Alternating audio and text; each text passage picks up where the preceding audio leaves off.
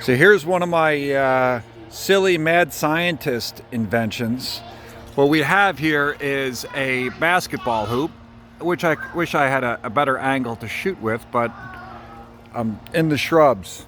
So this is my mad scientist invention. I drilled out a drill bit and I attached it to the drill. And so then rather than going, I'm gonna hit the drill bit.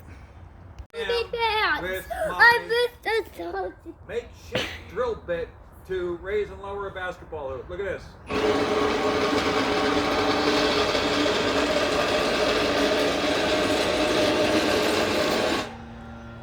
Bam!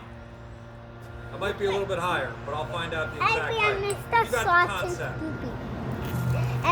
Mary's messed up.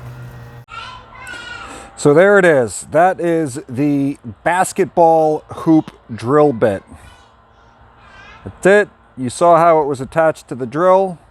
This is actually not for sale because if you don't do it right, you'll torque your elbow at the end. So it is not safe for consumer consumption, but you saw how it worked.